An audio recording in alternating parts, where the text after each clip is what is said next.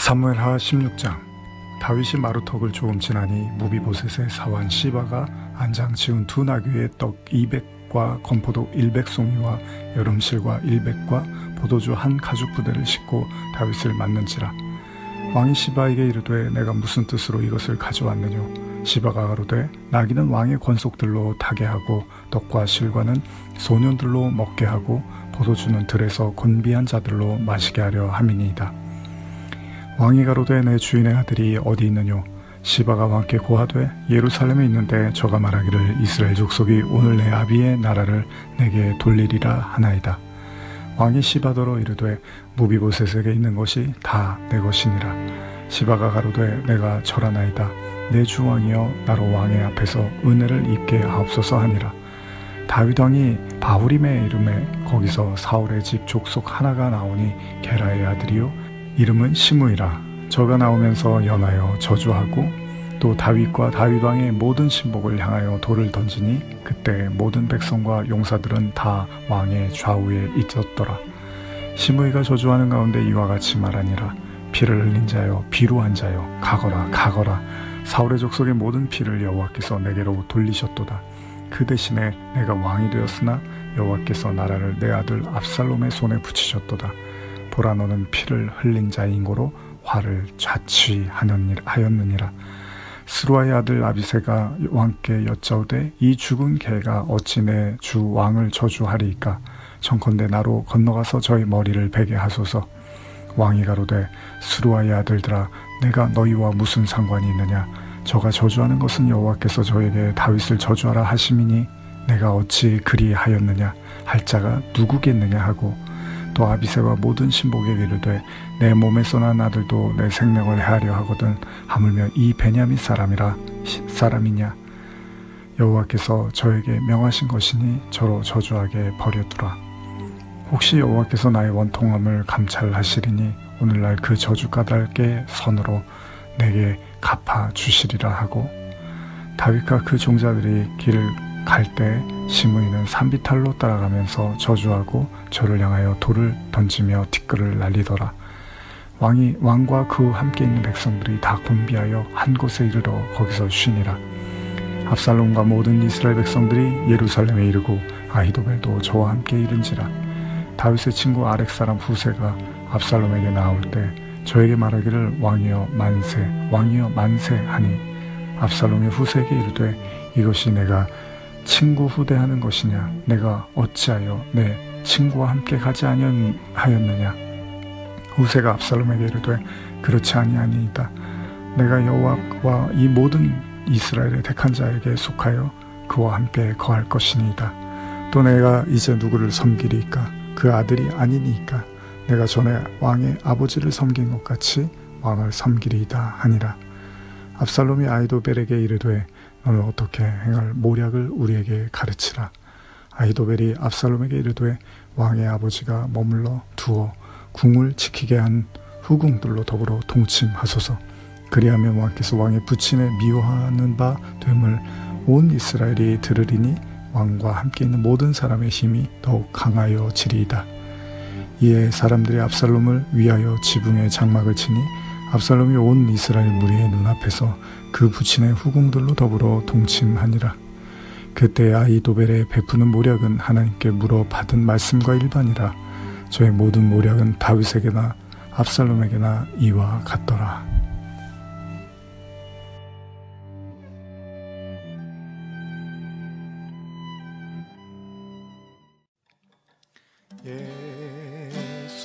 예수님처럼 바울처럼 그렇게 살 수 없을까. 남을 위하여 당신들의 온몸을 온전히 버리셨던 것처럼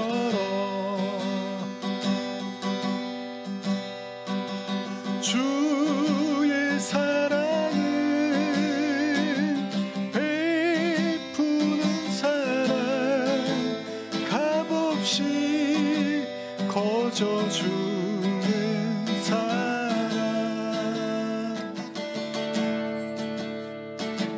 그러나 나는 주는 것보다 받는 것 더욱 좋아하니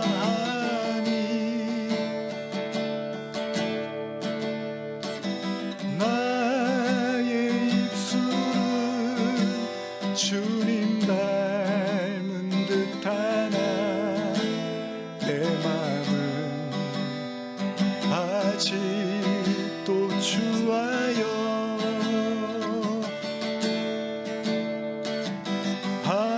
받을 사랑만 계수하고 있으니 예수여 나를 도와주소서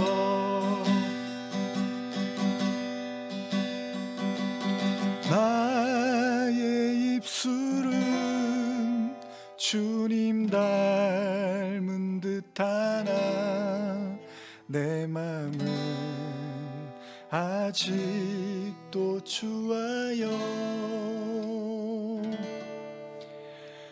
받을 사랑만 계수하고 있으니 예수여 나를 도와주소서.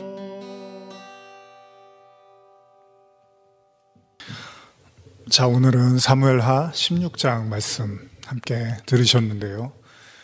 지난주에 이어서 계속된 압살롬의 그 배신과 반역, 다윗을 향한, 아버지를 향한 모습들이 진행이 되고 있습니다. 잠깐 우리 기도하고 말씀 나누겠습니다. 하나님 아버지, 지난주에 이어서 다윗은 아들 압살롬으로 인해서 커다란 상처와 아픔을 경험하게 됩니다. 때로는 우리의 삶에서도 예기치 못한, 생각지 못한 그런 일들이 벌어지기도 합니다. 그러나 다윗은 그러한 모든 환난과 같은 시간 속에서 먼저 자신의 잘못을, 또 자신을 돌아보며 그 모든 것들을 묵묵히 받아들이고자 하였습니다. 결코 쉬운 일이 아닙니다. 어쩌면 우리가 살아가는 이 삶을 통해서 우리는 단순하게 좋고 싫음을 가지고 우리의 환경과 삶을 이해하고 파악하려고 하는지도 모릅니다. 그러나 그 뒤를 넘어서서 더 깊은 하나님의 메시지, 하나님의 말씀을 또 보게 하시고 또 우리 자신을 향한 하나님의 뜻도 찾게 하시고 깨닫게 하여 주시옵소서. 오늘도 그런 주님과 더욱더 가까이 나아가는 시간 되기를 간절히 바라며 예수님의 이름으로 기도합니다. 아멘. 자, 사무엘하 16장, 지난주에는 여러분들이 아시는 것처럼 이제 압살롬이 갑작스럽게 아버지 다윗의 그 왕권을 탐하고 그러기 위해서 차근차근 자신의 계획들을 진행하게 됩니다. 그리고 결국은 다윗을 이제 왕에서 쫓아내서 다윗이 피신하는 신세가 되게 만들죠. 계속된 그 피신 가운데서 다윗이 울고 아파합니다. 그리고 법궤도 가지고 나오다가 다시 모시고 가라고까지 이야기를 하면서 마치 모든 걸 포기한 사람처럼 무기력한 모습을 보이지만 또 그 이면에는 단지 무기력함이 아니라 하나님의 그 메시지, 자신을 향한 그 예언, 죄로 인한 하나님의 말씀을 묵묵히 또한 받아들이는 다윗의 모습을 보게 됩니다. 계속해서 오늘 한번 또 현대어 말씀을 읽어가면서 우리가 먼저 본문을 좀 이해하는 것이 중요하니까요. 같이 읽어가면서 또 필요에 따라서 지난주처럼 주석도 좀 나눠가면서 여러분과 말씀을 묵상하겠습니다. 16장 1절에서 4절까지를 한번 또 읽어보겠습니다. 다윗이 감람산 꼭대기에서 요단강 동쪽으로 조금 내려가기 시작하였을 때 사울의 손자 무비보셋의 하인 시바가 와서 왕을 맞이하였다. 그는 나귀 2마리에 안장을 얹고 납작한 떡 200덩이와 건포도 100개와 싱싱한 과일 100개와 포도주 한 가죽 부대를 싣고 왔다. 왕이 이것이 모두 무엇이냐고 묻자 시바가 이렇게 대답하였다. 이 나귀 2마리는 임금님의 가족들이 타고 가시라고 가져왔고, 이 떡이나 건포도나 과일은 임금님의 신하들이 노상에서 먹고, 이 포도주는 광야를 지나는 동안에 기진하는 사람이 있으면 누구나 마시라고 준비하였습니다. 이때 왕이, 그런데 내 주인은 어디 있느냐? 주인이 누구죠? 무비보셋이죠. 자, 무비보셋은 누구죠? 사울의 손자였죠. 그렇죠. 요나단의 아들이기도 했고요. 그래서 우리가 사무엘하 9장 기억나시나요? 죽은 개 같은 나라는 제가 제목으로 묵상을 나눴는데요. 그때 이제 등장했던 인물이죠. 한번 계속 읽어보겠습니다. 내 주인은 어디 있느냐고 묻자 시바가 터무니없는 중상모략을 하였다.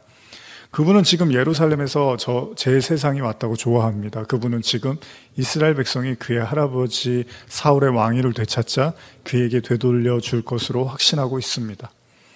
왕은 시바의 말을 듣고 그렇다면 내 주인의 재산을 모두 내가 가져라 하고 말하였다.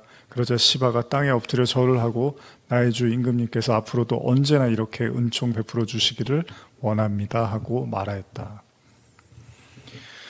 자, 벌써 시작부터가 또 마음 아픈 이야기입니다. 여기 지금 시바가 지금 무비보셋을 이렇게 거짓말을 하죠. 무비보셋이 쉽게 말하면 다윗이 이렇게 왕권에서 물러나게 되고 쫓겨나게 돼서 아주 시바가 말하죠. 무비보셋이 아주 좋아한다는 거예요.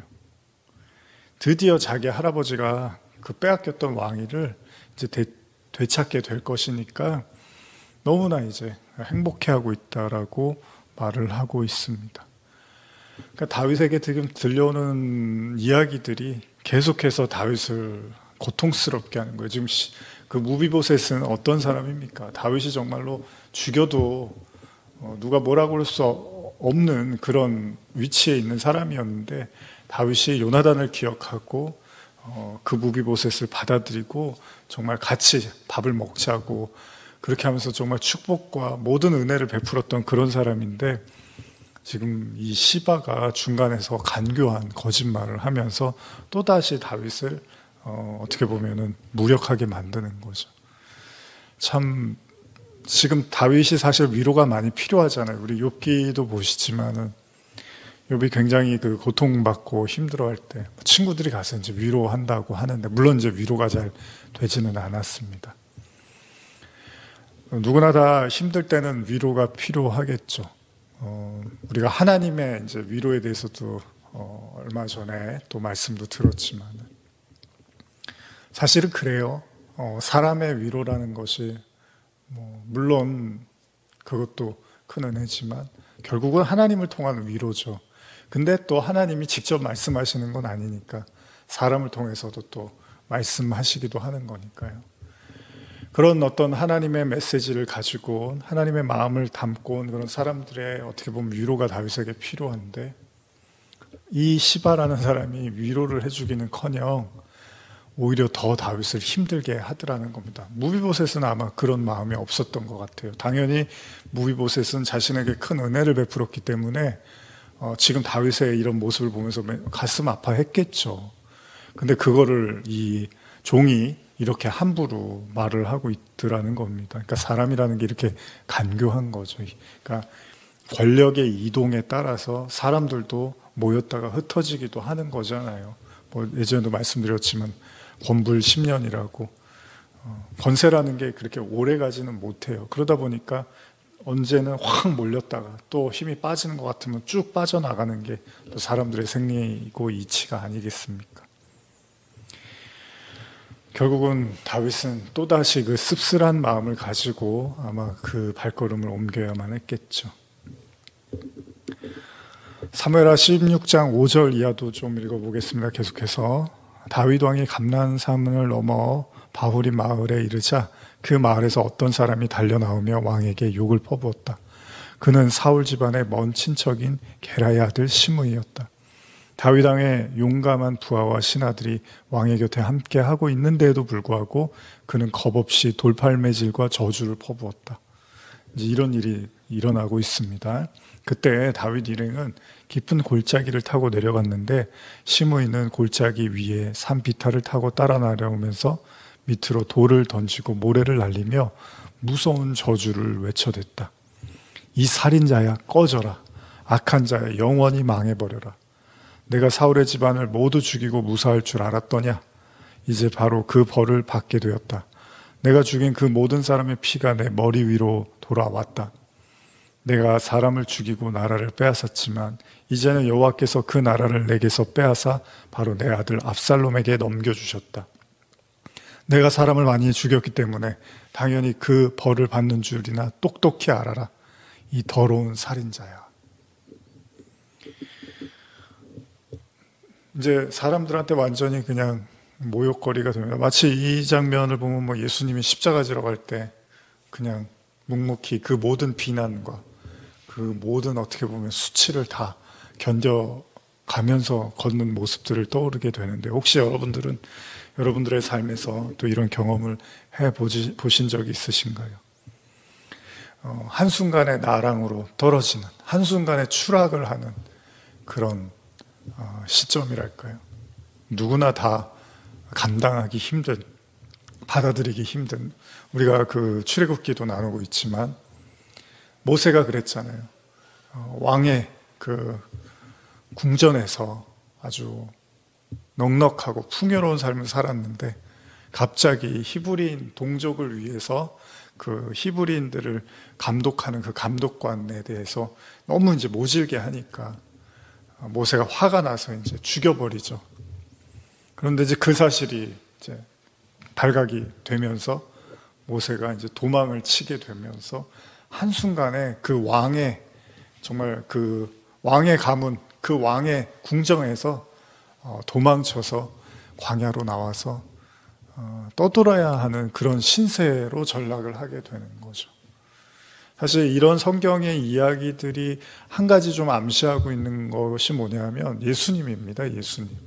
예수님이 성육신 하셨다고 할 때 하늘의 존재가 이제 땅에 육신을 입고 땅에 내려온, 그래서 성육신을 이야기할 때, 그러니까 높고 높은 어떤 존재가 낮고 낮은 곳으로 내려오는 것. 그래서 성경에도 종종 이제 그런 모습들이 등장을 하는 거예요. 물론 지금 다윗은 죄 때문에 그렇습니다. 자기의 죄 때문에 이런 고통과 아픔을 당하지만, 그러나 또 그 이면에 성경이 보여주는 건 그가 왕의 신분이었음에도 불구하고 이렇게 모욕적인 상태의 모습으로 마치 예수님을 떠올리게 하는 그런 수치와 그런 어떻게 보면 핍박을 견뎌내는 사람으로도 비춰지는 거죠. 근데 여기서 중요한 게 뭐냐면, 물론 다윗은 죄를 져서 이런 모습을 보이고는 있지만, 그러나 다윗이 또 다른 입장에서, 또 다른 관점에서 본다면 다윗은 이 모든 것들을 이렇게 받아들이고 있더라는 겁니다.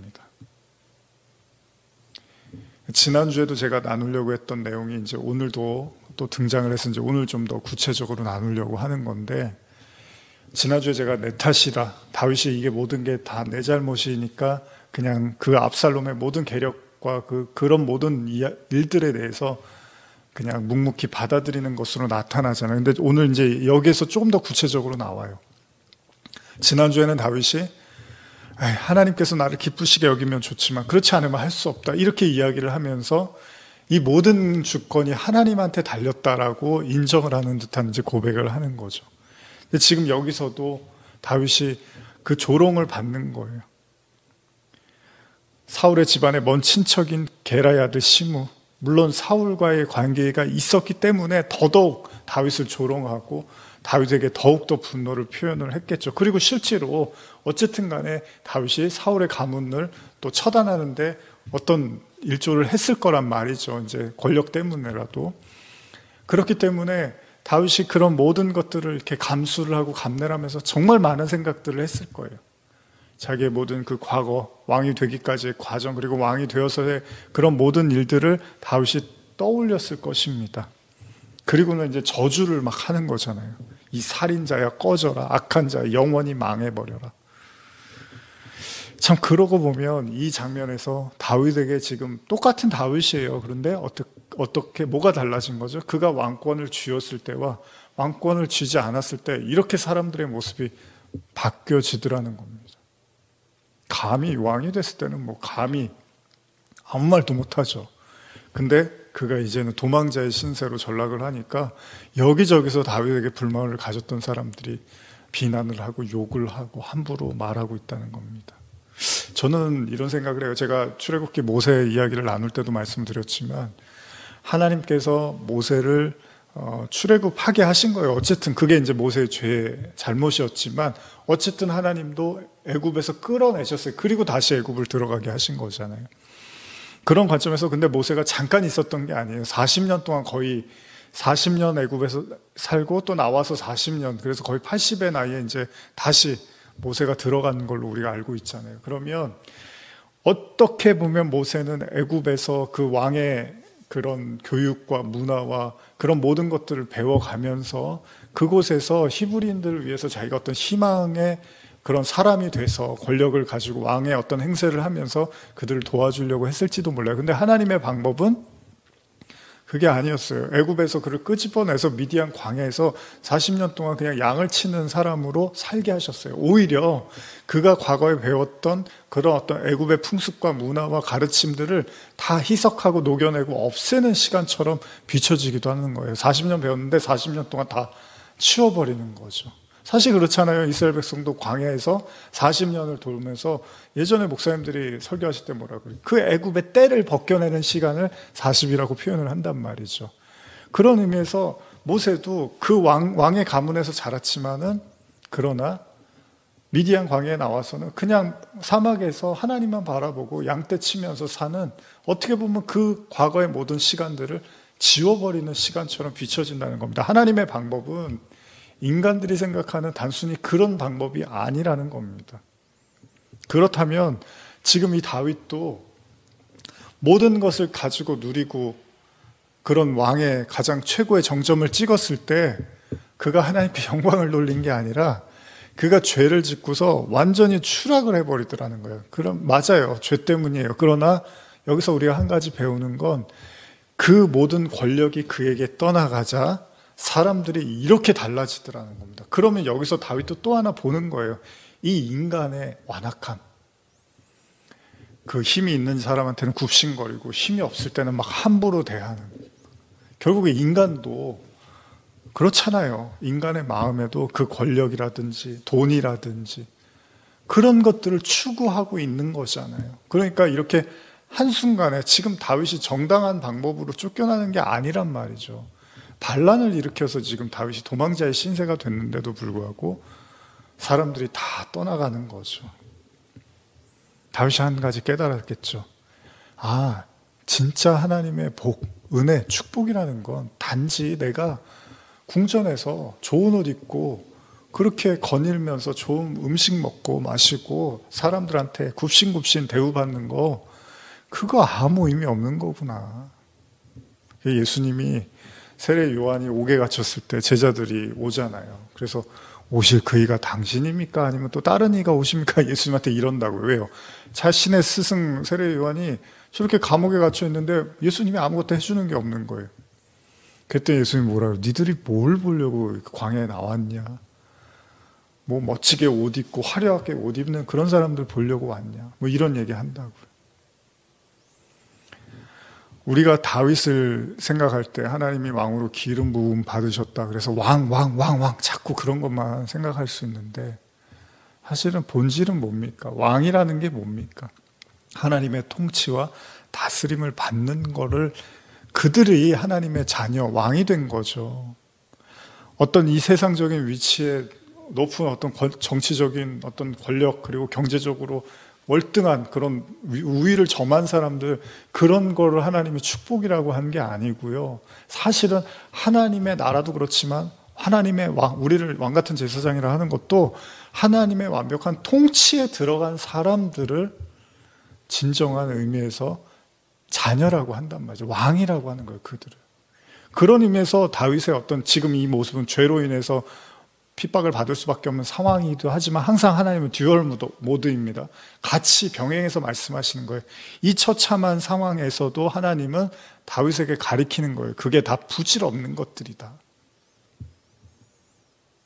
예수님도 그렇잖아요. 예수님의 고난의 십자가가 정말로 아픔이고 핍박이고 괴로움이지만 동시에 거기에는 하나님의 완벽한 용서와 사랑이 나타나고 있는 거잖아요. 완전한 구원도 같이 듀얼로 같이 병행되어지고 있는 거잖아요. 그러니까 다윗이 지금 이거를 단순하게 아이고 저주받았구나, 아이고 나 망했구나, 죄졌더니 하나님이 나를 완전히 그렇게 가루로 만들어 버리시는구나, 지금 이렇게만 느끼고 있는 게 아니라는 겁니다. 여러분 요나서 보시면 요나가 하나님이 니느웨로 가라고 하는데 안 간다고 다시스로 도망가다가 배에서 이제 자꾸 배가 출렁이고 풍랑이 이니까 어떻게 하죠? 요나를 빠뜨린단 말이에요, 사람들이. 요나도 그렇게 하라고 한단 말이에요. 자기 때문에 그런 것 같다고. 근데 그때 어떻게 해요? 물고기 뱃속에 들어가죠. 거기 캄캄하고 냄새나고 아무것도 안 보이고 죽을 수도 있는 거잖아요. 근데 어떻게 해요? 거기서 요나가 진짜로 하나님을 향해서 기도를 한단 말이죠. 아, 내가 하나님의 말씀대로 살겠습니다. 그럼 여러분 그게 저주입니까? 아니잖아요. 그 깜깜하고 어둡고 죽을 수밖에 없는 환경이었지만 거기서 요나는 진짜 빛을 보게 되는 거죠. 성도는 그런 겁니다. 저와 여러분들의 삶이, 여러분들도 성도분들 개개인마다 어려움과 아픔이 있는 거 압니다. 또 저도 지난 삶을 통해서 그런 크고 작은 어려움들이 분명히 있었고요. 누구나 다 또 그런 어려움들을 가지고 있습니다. 근데 성도는 그 눈에 보이는 것만이 다가 아니라는 거예요. 지금 다윗이 이렇게 봤을 때는 이거 완전히 망했구나, 신세 좋다, 아주 그냥 떵떵거리고 다닐 때는 기분 좋았겠지. 지금 봐봐라, 사람들은 욕할 수 있어요. 근데 다윗은 아니에요. 그 어느 때보다도 다윗은 더 깊은 하나님을 만나고 있는 겁니다. 그래서 여러분 시편 51편도 뭐라 그래요? 내가 하나님께 범죄했습니다.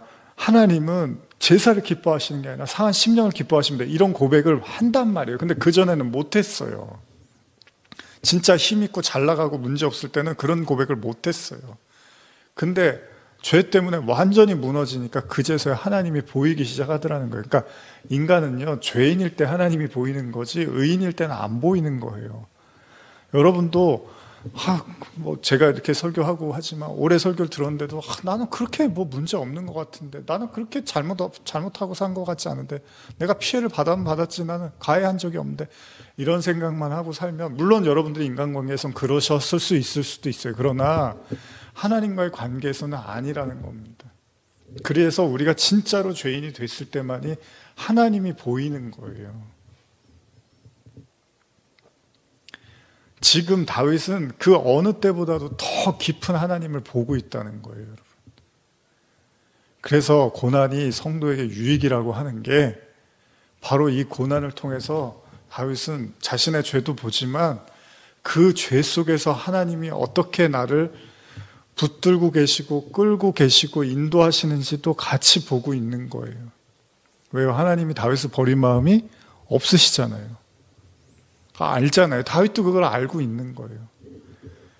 그러니까 여기 한번 주석 제가 한번 읽어드릴게요. 게라의 아들 시므이에 대한 요 주석입니다. 사울의 친족 중 한 사람으로 여겨지는 시므이는 자기 지파와 가문에 대하여 상당한 자부심을 가지고 있었던 듯하다. 그리하여 그는 유다 지파인 다윗이 사울의 뒤를 이어 이스라엘의 왕됨을 시기하고 이제 다윗이 쫓기는 신세가 되자 이를 반기면서 다윗을 저주하였던 것이다. 물론 시므이는 훗날 압살롬의 반란이 수습되자 다윗 왕을 찾아와 이와 같은 과거의 망령된 행실을 시인하고 다윗의 용서를 받긴 하였다.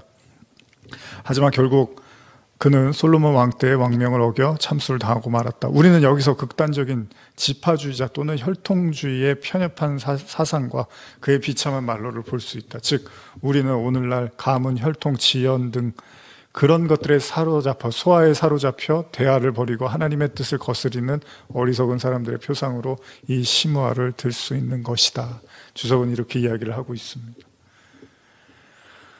힘의, 권력의 이동, 또 자기의 이익관계에 철저히 매여서 거기에 따라서 움직이는 사람들, 모의 인간들의 모습입니다. 다윗은 그냥 다 보는 거예요. 그걸, 그 모든 것들을 다 지금 보고, 그 어느 때보다도 다윗은 인간을 보는 거예요. 그리고 하나님을 보고 있는 겁니다.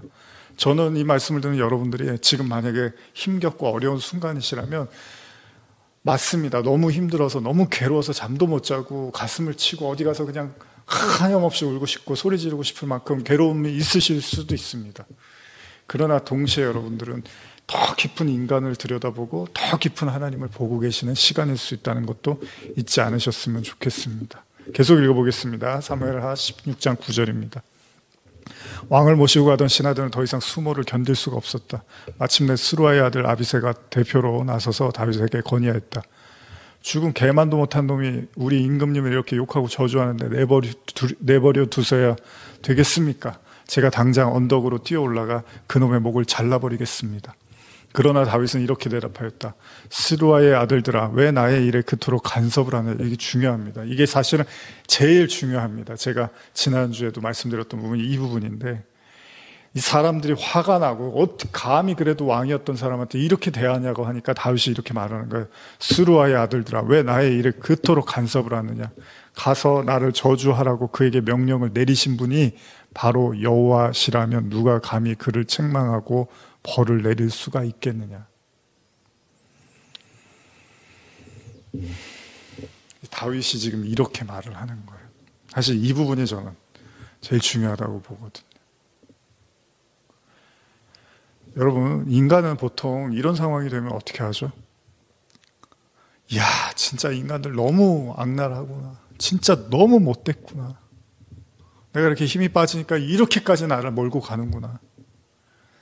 그런데 다윗이 뭐라 그럽니까? 저 사람이 저주하는 게 하나님이 그렇게 하라고 하신 거면 니네들이 뭐라고 할 거냐.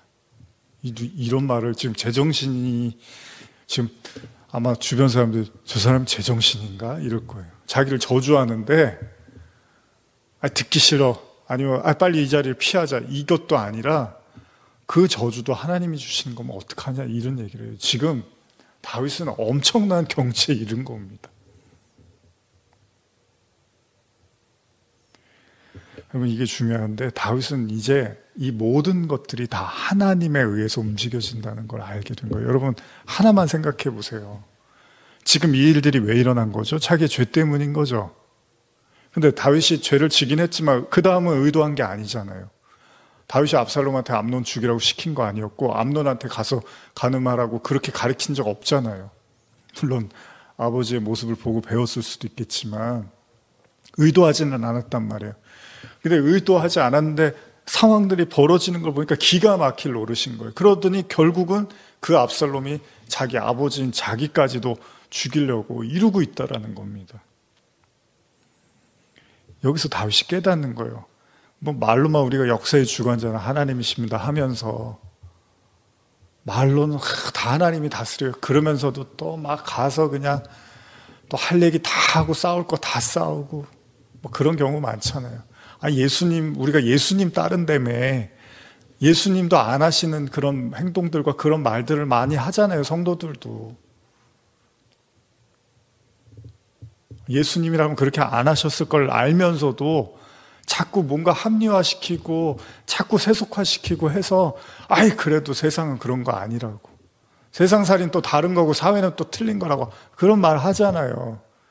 그럼 다윗도 지금 이 정도 되면은 이거 다윗이 힘을 다 모아갖고 어떻게든 박살을 내야지, 이게 도망갈 문제가 아니잖아요. 하나님 믿는 사람인데, 하나님이 기름 부은 사람이고 이미 정해져 있는 건데, 그럼 다윗이 어떻게든 힘을 모아서 박살을 내버려야죠, 압살롬을.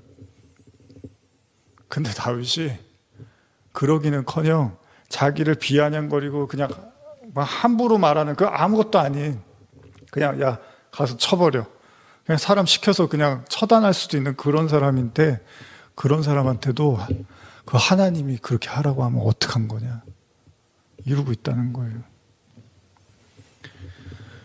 제가 보기에는 성도들의 신앙이 여기까지 와야 됩니다. 이게 제가 지난주에도 말씀드렸지만 예수님이 십자가에서 그 모든 고난, 모진 그 고난을 다 받으시고 뭐라 그래요? 저 사람들한테 죄 돌리지 마세요. 모르고 하는 거예요.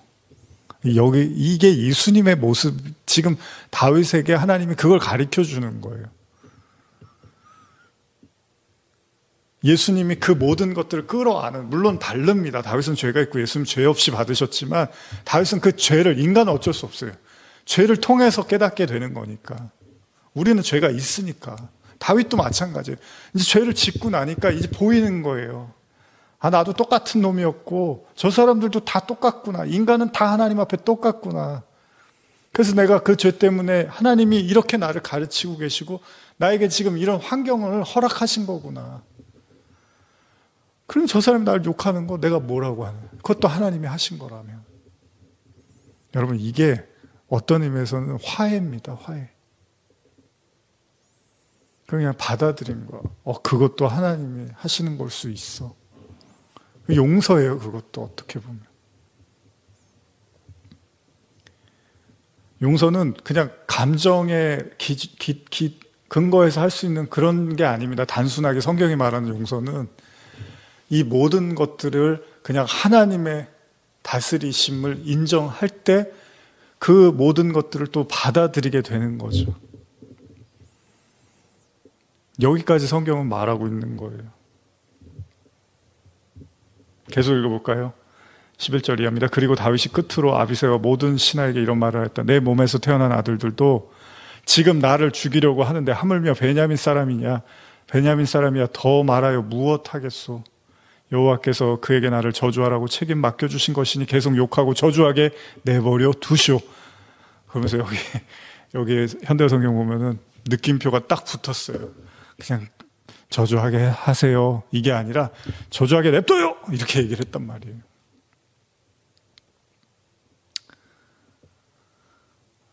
다윗이 여기까지 내려온 거예요. 자기의 죄. 바울이 말한 죄인 중에 괴수, 죄인 중에 왕, 최고의 왕. 제가 항상 말씀드리면 바울이 무슨 최고로 나쁜 사람입니까? 이 세상에서 아니잖아요. 근데 성도는 그 자리까지 가는 거예요. 그 죄 하나를 통해서, 물론 다윗이 지은 죄가 결코 가볍지는 않습니다. 모든 사람들이 이런 죄를 다 짓고 살지는 않아요. 그러나 그러든 그러지 않든 중요한 건 하나님이 우리를 그 자리로 끌고 가는 거예요. 죄인 중에 괴수. 그럴 때 이런 고백을 하는 거야. 그것도 다 하나님이 하시는 거야. 나 비난했다고? 내가 하나님의 사람인데 나 건드렸다고? 그것도 하나님이 하시는 거야. 쉬운 일이 아닙니다. 건드리면 가서 들이받아야 되잖아요. 싸워버려야 되잖아요. 아니요, 다윗은 그러지 않아요.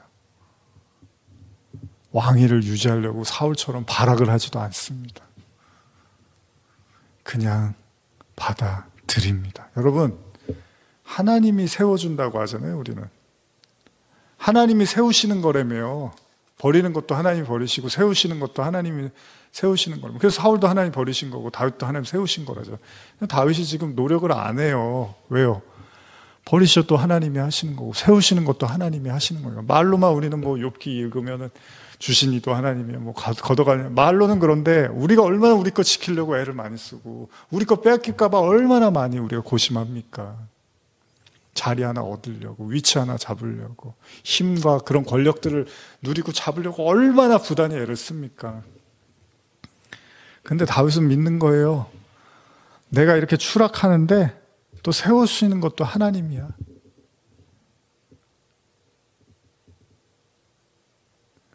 계속 읽겠습니다. 12절에 합니다. 내가 지금 이 수모를 그대로 다 받으면 여호와께서 혹시 나의 비참한 모습을 보시고 시므이의 모든 저주를 축복으로 바꾸어 주실는지 누가 압니까? 다윗이 이런 말을 하면서 자기의 부하들과 함께 골짜기로 내려갈 동안에도 시므이는 여전히 산비탈을 타고 쫓아오면서 다윗을 저주하고 그에게 돌팔매질하며 흙먼지를 날렸다. 왕이 신하들과 요단강가에 이르자 아주 지치고 피곤하였다. 그는 여기서 비로소 휴식을 취하고 기운을 되찾았다. 힘이 다 빠졌어요, 그냥. 근데 나쁜 의미가 아니라 그랬습니다, 제가.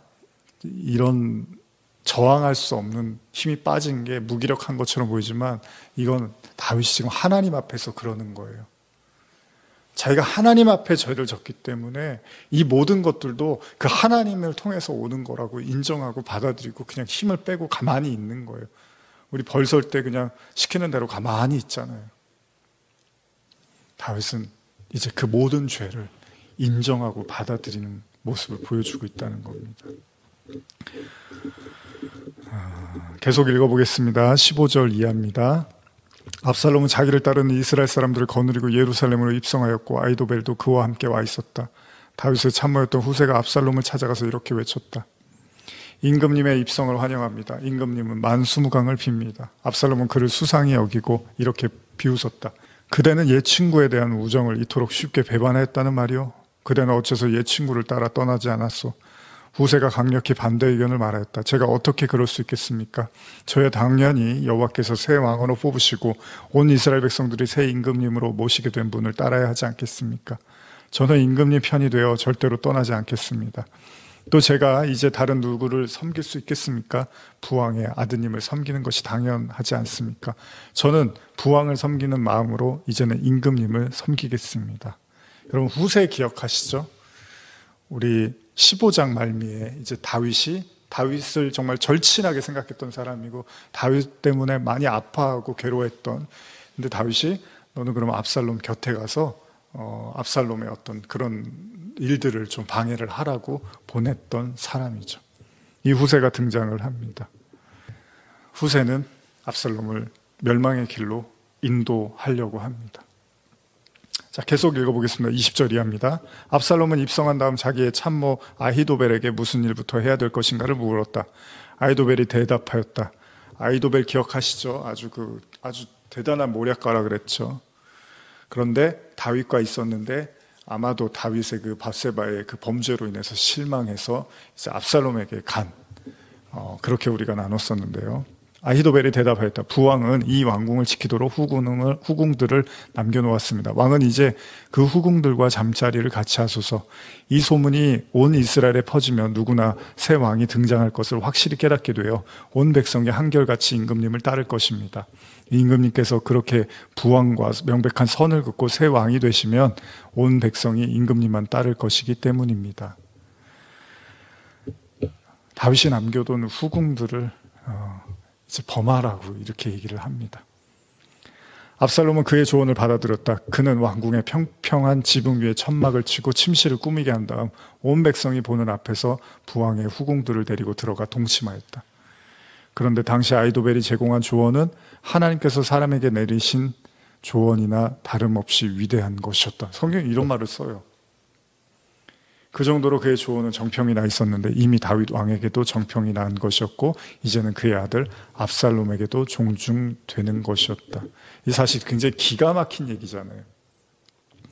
아버지의 후궁들하고 잠자리라는 거, 이거 하지 말라고 한 것 중에 하나였죠.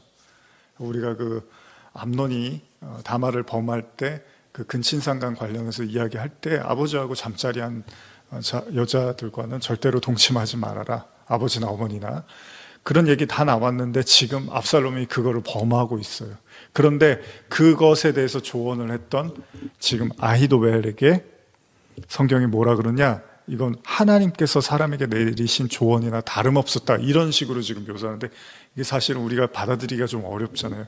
그럼에도 불구하고 우리가 이 상황을 목격하면서 어쩔 수 없이 인정해야 될 것은 하나님이 이 말씀도 하셨다는 겁니다. 언제요?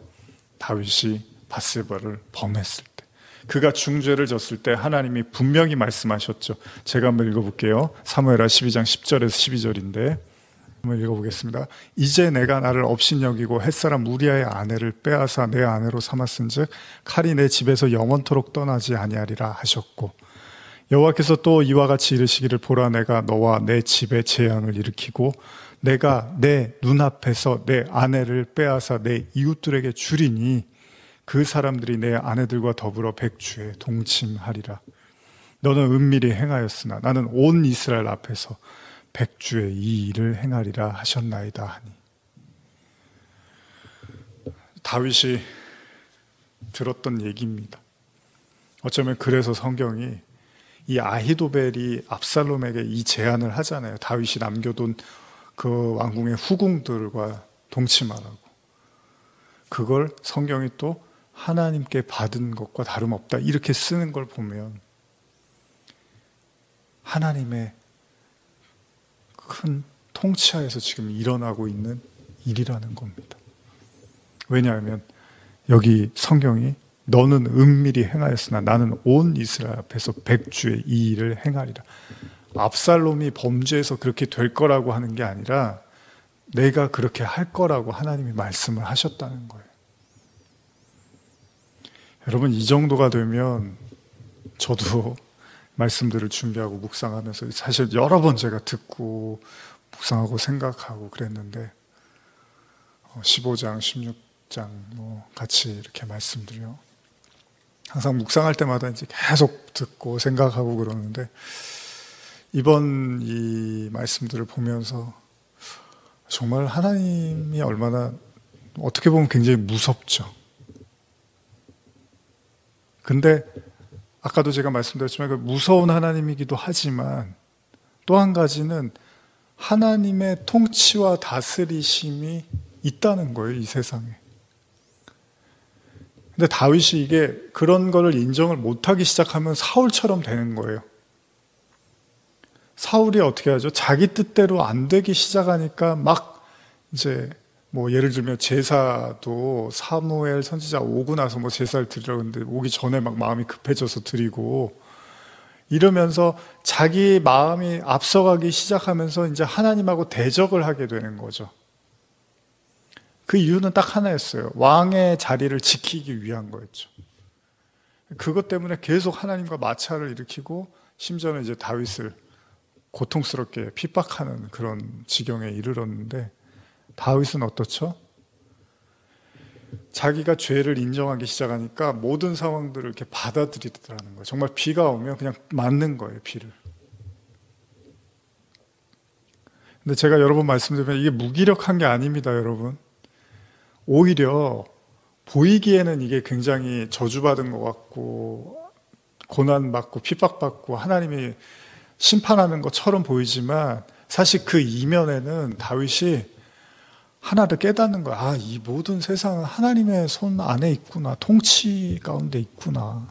그러니까 그거를 자기 삶에서 막 보니까 죄 짓고 나서 정말 하나님 말씀대로 일어나는 걸 다 보고 있으니까 누구 하나를 함부로 다윗이 말을 못 하겠는 거예요. 왜냐하면 그게 하나님 섭리 안에서 지금 일어나고 있는 걸 보니까. 그건 어떤 의미에서는 하나님의 통치를 인정하는 거예요. 이건 다 하나님이 다스리시는 거구나. 예를 들면 예수님이 우리가 예전에 나눴지만 제자들하고 배를 탔는데 막 풍랑이 일고 그러니까 예수님 주무시니까 제자들이 막 화가 나갖고 우리 죽게 생겼는데 왜 주무시고 계십니까? 그랬더니 예수님이 일어나서 혼내시잖아요. 믿음이 없냐 그러면서 꾸짖는다고요. 너 하나님 못 믿니? 내가 여기 배에 탔잖아. 그러면 하나님이 이 가운데서 역사하시는 걸 믿지 못하겠니? 그러면서 실제로 보여주세요. 다 모든 풍랑을 잠잠케 하시고. 그제서야 제자들이 저 사람 누구야? 이런다고요. 누구긴 누구예요? 하나님 아들이라며. 그래서 쫓아다닌 건데 그제서야 저 사람 누구야? 이런다고요. 안 믿었단 얘기죠. 여러분, 믿음이라는 게 간단하지가 않습니다. 그리고 하나님이 저와 여러분들한테 요구하는 믿음도 이 다윗 이야기가 절대로 다윗 이야기에서 끝나면 안 됩니다. 저와 여러분들도 그 죄를 통해서, 그 회개를 통해서, 그 인정을 통해서 결국 하나님의 통치까지 봐야 되는 거예요. 그리고 나를 저주했다고 저 사람이 그래도 저주하지 마. 그것도 하나님이 그렇게 하신 거면 어떡할래? 여기까지 가는 거예요. 그럴 때 하나님과 우리가 화평하게 되는 거예요. 그제서야 비로소. 어떻게 해요? 여러분 창세기 이야기하면서 마무리를 좀 하려고 하는데 창세기에서 비슷한 내용이죠. 요셉이 야곱의 아들 요셉 있잖아요. 야곱이 얼마나 이뻐했어요. 가장 예뻐했단 말이에요, 요셉을. 그런데 형들이 시기와 질투로 팔아버렸죠. 애굽에 종으로 원래 죽이려고 했는데 종으로 팔았어요. 이것만으로도 야곱이 정말 너무 기가 막혀서 그 아들들 꼴보기도 싫었을 거예요. 근데 한참 시간이 지나고 나서 결국은 요셉이 총리가 돼서 또 기근이 이제 찾아오죠, 이스라엘에도. 그러니까 이제 양식을 구하려고 이제 애굽으로 오죠, 형들이. 근데 거기서 이제 요셉을 만나는 거잖아요. 아마 물론 성경에서는 요셉이 엄청 울었다고 해요. 근데 진짜 마음 같아서는 다 그냥 작사를 내고 싶었을 거예요. 자기가 힘이 있는데. 성도들은 참 그렇잖아요. 저도 여러분도 하고 싶은 말이 많을 때가 있잖아요. 누구라고 할 말이 없어서 말을 안 하나 이럴 때 있잖아요, 우리가. 근데 요셉이 뭐라 그러냐 하면 이렇게 말한단 말이에요. 창세기 45장 5절에서 8절인데요. 당신들이 나를 이곳에 팔았다고 해서 근심하지 마소서, 한탄하지 마소서. 하나님이 생명을 구원하시려고 나를 당신들보다 먼저 보내셨나이다. 이 땅에 2년 동안 흉년이 들었으나 아직 5년은 밭갈이도 못하고 추수도 못할지라. 하나님이 큰 구원으로 당신들의 생명을 보존하고 당신들의 후손을 세상에 두시려고 나를 당신들보다 먼저 보내셨나니, 그런즉 나를 이리로 보낸 이는 당신들이 아니요 하나님이시라. 하나님이 나를 바로에게 아버지로 삼으시고 그 온 집의 주로 삼으시며 애굽의 온 땅의 통치자로 삼으셨나이다. 이 같은 얘기를 하는 거예요. 당신들이 한 게 아니라는 거예요. 하나님이 했다는 거예요. 이거 어떻게 이런 말을 해요? 정말 원수도 이런 원수가 없는데. 그러면서도 또 동시에 그를 통치자로도 만드신 거예요. 이게 같은 얘기인 거예요. 진짜 왕이 뭐냐? 하나님의 완벽한 통치를 인정하는 자들. 그럴 때 원수도 사라지는 거라니까요. 원수도 그렇게 용서하는 거예요. 다윗도 자기 저주한 사람을 그래서 용서할 수가 있는 거예요. 하나님의 통치를 인정하게 될 때. 근데 그걸 하나님이 죄로 가리키시는 거예요. 어떻게? 네가 지은 죄, 이 모든, 여러분 다 똑같은 얘기입니다. 이게 정말 중요한 얘기입니다. 아담의 원죄가 뭐였죠? 하나님처럼 되려고 했던 거잖아요. 구체적으로 우리는 몰라요. 뭐 선악과 먹고 하나님처럼 뭐 어떻게 된다는 건지 구체적으로는 모르지만, 아담이 그 다음에 어떤 삶을 겪냐 하면은 뭐죠? 에덴에서 쫓겨나서 추위와 배고픔과 그 땀을 흘려야지만 일할 수 있고 또 해산의 고통, 이런 걸 겪으면서 살아요. 이게 뭐예요? 자기 힘으로 살게 된 거예요. 하나님의 도움 없이 자기 힘으로 사는 거. 그게 하나님처럼 살고 싶은 거잖아요. 하나님이 누구 도움 받나요? 안 받잖아요. 그러니까 너가 그렇게 하나님처럼 되고 싶어? 한번 살아봐. 내가 안 도와줄 테니까 네가 한 만큼 벌어서 먹고 한 만큼 일한 만큼 받아. 이게 꼭 좋은 게, 인과율이 좋은 거 아닙니다, 여러분. 세상에선 통용되는 거지만 하나님의 은혜하고는 아닙니다. 이게 우리 힘으로 구원받는 게 아니기 때문에. 그러니까 하나님이 그러는 거예요. 너 네가 한 대로 한번 살아봐. 얼마나 그게 힘들고 고통스러운지. 난 그러려고 세상 만든 게 아니야. 내가 너희 섬기고 사랑하고 품고 은혜 베풀려고 만든 거지. 근데 네가 선악과 먹고 그렇게 한번 살아보고 싶다고 그러니까 한번 해봐. 그런 거잖아요. 근데 그게 가인과 아벨에서는 어떻게 나타나는 거예요? 그게 바로 자기의 힘으로 하나님께 나가려고 하는 게 하나님을 대적하고 살해하는 것처럼 나타나는 거예요. 그래서 아벨이 죽는 거란 말이죠. 그래서 우리가 예수를 죽이는 걸로도 나타나는 거예요. 마찬가지입니다. 다윗도 밧세바, 자기의 힘과 권세를 이용해서 밧세바를 간음을 하고 또 그 남편 우리아를 죽인 이 모습을 하나님이, 그게 선악과 먹은 죄인들의 모습이고, 그게 바로 압살롬이 자기를 죽이러 쳐들어오는 것처럼 네가 나를 대적하는 것 같고 다르지가 않다. 네가 내 자리를 넘보는 것과 다르지 않다는 걸 삶으로 풀어주는 거예요, 여러분. 그래서 야곱이요,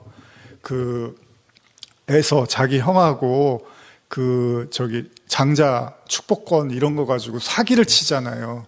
팥죽 한 그릇 줄 테니까 장자권 자기한테 달라 그러면서 사기를 친단 말이죠. 근데 나중에 어떻게 해요? 막 도망쳐요. 그 형이 이제 에서가 복을 받으려고 했는데 먼저 야곱이 자기 형처럼 옷을 입고 와서 눈이 잘 안 보이는 이삭이 눈이 잘 안 보이니까 형으로 속이고서 자기가 축복을 받고 도망친단 말이에요. 근데 그때 다윗이 이렇게 사닥다리에서 천사가 오르락내리락 하는 걸 보잖아요. 그러고 나서 인생이 잘 풀립니까? 아니요. 계속 거기서 자기 그 삼촌한테 가고, 라반인가요? 가서 또 사기 아닌 사기 당하고 그러고 살아요. 그게 무슨 걸 의미합니까? 네가 지은 죄가 무엇을 의미하는지를 삶으로 풀어내주는 거예요, 하나님이. 그래서 먼저 하나님이 은혜를 주시고 나서 그 다음에 그거를 견디게 하시는 거예요. 그걸 깨달으라고. 네 지은 죄가 뭔지를 깨달으라고.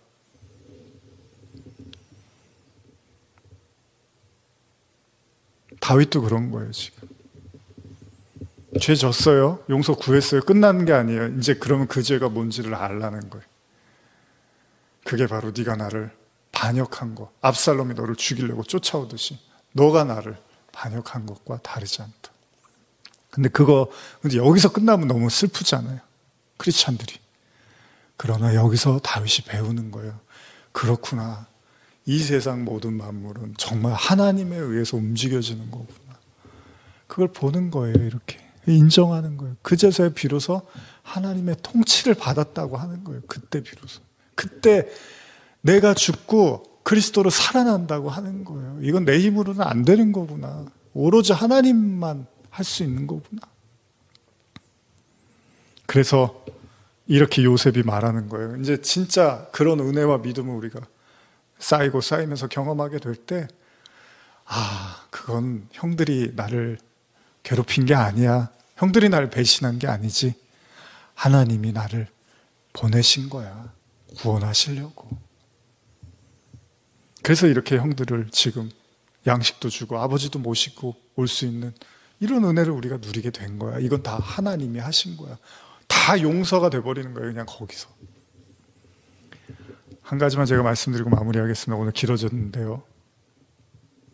하나님의 관심은 구원밖에는 없습니다, 여러분. 뭐 인간들이야, 뭐 행복하고, 근데 그것도 뭐 재밌고 행복하고 물론 좋은데, 그것도 살아 있을 때, 근데 어느 정도 이제 시간이 지나고 세월이 흐르고 나이가 차면요, 행복한 게 인생의 목적이 아니라는 것도 알잖아요. 오늘 하루 그냥 물론 전도서에 그런 말이 있어요. 맞죠. 뭐 맛있는 거 먹고 행복하게 사는 거 먹고 그거보다 더 좋은 게 어디 있습니까? 내가 일해서 번 돈으로. 그런 말이 있긴 있는데 그게 하나님의 창조 목적은 아니잖아요. 지금 우리가 살아가는 이 세상은 하나님의 목적은 우리를 자녀 삼고 구원하시는 거잖아요. 행복도 중요하고 즐거운 삶도 중요한데 그거보다 우위에 먼저 그 나라는 하나님의 구원이잖아요. 거기에 여러분과 제가 삶의 초점을 맞춰야 돼요. 그래야지 다윗처럼 요셉처럼 하나님의 영원한 통치를 볼 수 있어요. 그래야지 인정을 하게 될 때 그 사람들이 바실레야 하나님의 통치, 하나님의 나라가 된다는 거예요. 그들이 진정한 왕이 되는 거예요. 다윗은 힘듭니다. 아프고요. 그래도 다윗은 깨닫습니다. 모든 만물이 하나님이 통치하고 다스리시면. 그래서 다윗이 그런 시편을 쓰는 거예요. 나중에 모든 만물이 여호와를 송축한다고. 우리 눈에는 뒤죽박죽 엉성하고 엉켜버리고 혼란스러워 보이지만 그 속에서도 하나님은 모든 만물을 다스리고 계십니다. 우리 이 마음을 가지고 한번 잠깐 기도하시겠습니다. 하나님 아버지, 성경은 하나님에 의해서 쓰여진 책입니다. 하나님의 마음을 깨달을 때만이 비로소 보이는 것, 그것이 말씀입니다. 다윗은 이 쓰라린 고통을 통하여 진정한 하나님을 만나고 있습니다. 오늘 우리의 삶에도 우리가 원하지 않고 바라지 않는 그런 일들이 있다 하더라도 그 속에서 더 크시고 위대한 하나님을 만나 찬송케 하여 주시옵소서. 이 말씀을 듣는 모든 성도들 가운데 주님 함께하여 주시옵소서. 예수님의 이름으로 기도합니다. 아멘.